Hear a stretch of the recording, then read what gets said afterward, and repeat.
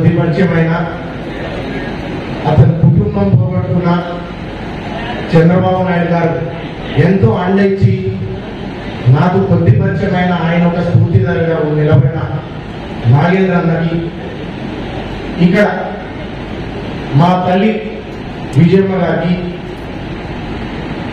నా సోదరుల, నా కుటుంబ సభ్యులైన ఇక్కడ ఉన్న వచ్చేసిన ప్రతి ఒక్క కార్యకర్త నాయకులందరికీ పేరు పేరుగా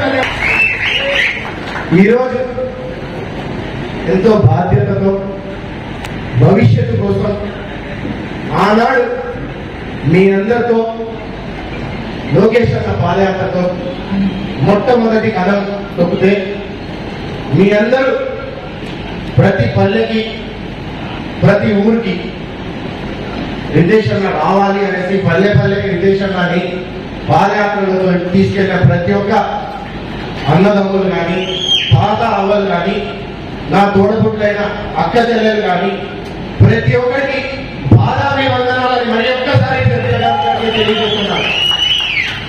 ఈరోజు ఎంతో మంది పెద్దవాళ్ళు మాట్లాడారు. మనం ఈ వేదిక పెట్టుకున్నది కడప జిల్లాలో అనేక మంది పెద్దవాళ్ళు ఇక్కడ అందరూ మాట్లాడారు. నందమూరి తారక రామారావు గారి గురించి, తాత వరుసైన ఆనాడు ఎన్టీ రామారావు గారు ఒక పిలుపు మేరకు బ్రహ్మం సాగర్ ప్రాజెక్ట్ ఇస్తావా అని గట్టిగా అడిగిన పెద్ద వీరారెడ్డి గారు మనందరూ గుర్తు చేస్తాల్సిన అవసరం ఉంది. ఆ ప్రాజెక్ట్ ఇస్తే నేను తెలుగుదేశంలో అడుగు పెడతాను అన్నాడు. ఆ ప్రాజెక్ట్ ఆ రోజు బీజం పడింది. మనందరం గుర్తు పెట్టుకోవాల్సిన అవసరం ఉంది.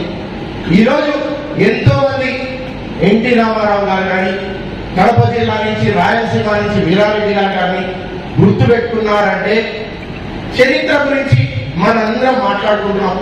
భవిష్యత్తు అందరికీ ఇక్కడ ఉన్న వాళ్ళందరికీ మనం తెలియజేస్తున్నాం ఏం జరుగుతుందని. గతంలో ఏం జరిగింది, నాయకులు అనే వాళ్ళు ఎట్లుండేవాళ్ళు, క్రమశిక్షణ ఎట్లుండేది, విలువలు ఎలా ఉన్నాయనేసి మనం అందరం ఇక్కడ మాట్లాడుకుంటున్నాం. ఈనాడు మనం చూస్తే ఎన్టీ రామారావు తర్వాత మనం కాలం మారిన సంస్థ మారదు, కార్యకర్తలు కుటుంబ సభ్యులు జెండా మోస్తారు, చనిపోయే వరకు ఆ జెండా మోస్తారనే దానికి ఈ భద్రతాలుగా నిదర్శనం అని అందరికీ తెలియజేస్తున్నారు. ఎందుకంటే ఈరోజు ఆనాడు కానీ ఈనాడు కానీ కార్యకర్తలు అనేది మాకు కానీ ఇక్కడ ఉన్న అనేక మంది నాయకులకు కానీ లేదంటే మన అధినాయకుడు నారా చంద్రబాబు నాయుడు కానీ బలం అనేసి మీ అందరికీ తెలియజేస్తున్నారు.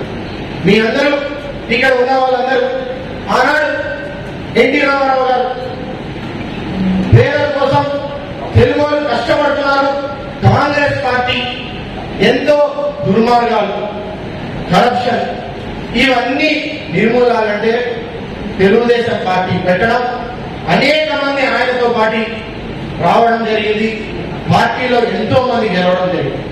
ఆ తర్వాత పేదవాళ్ళ కోసం పార్టీ అని మనం అందరం అనుకునేటువంటి కూడు గుడ్డ ఇల్లు అనే నినాదంతో మనందరికీ ఒక చైతన్యం నిలిపి ప్రతి ఒక్క గ్రామంలో ఎన్టీ రామారావు అంటే ఒక కళాకారుడే కాకుండా ఒక నాయకుడు అనేసి అది ఆంధ్రప్రదేశ్ అప్పుడున్న ఉమ్మడే కాకుండా ఢిల్లీలో కూడా తెలియజేశారని అందరికీ తెలియజేస్తున్నాయి. సభాపూర్వకంగా బీసీలు వెనకబడ్డారు. వీళ్ళు మనకున్న ఆంధ్ర రాష్ట్రాన్ని కష్టకాలంలో ఉన్న ఇక్కడ ఉన్న పేదరికం నిర్మూలన చేయాలన్నా వెనుదండగా వాళ్ళకి ఆ రోజు నిలబడిన నాయకుడు ఎన్టీ రామారావు గారు. ఆ తర్వాత నేను ఇందాకే చెప్పాను, అనేక ప్రాజెక్టులకి మనం రాయలసీమలో కానీ జీవననాడి అన్న ఆ రోజు శ్రీశైలం నుంచి ఏ విధంగా వచ్చిన బ్రహ్మం సాగర్, ఈ బ్రహ్మం సాగర్ ఎంతో మందికి ఇక్కడ చెప్పుకునేదానికి కూతంత దూరంలో ఉన్న తల్లి విజయమ్మ గారు, అనేక మంది ఇక్కడ మండల లీడర్లు మాట్లాడారు. ఇవన్నిటికంటే ముఖ్యమైన విషయం ఏంటంటే ఆయన ఆ రోజు అనుకున్న కళ మనం కళలాగా ఉండే కంటే దాన్ని నెరవేర్చుకుందామనేసి అందరూ కలిసికట్టుగా ఆ తీర్మానాన్ని ప్రవేశ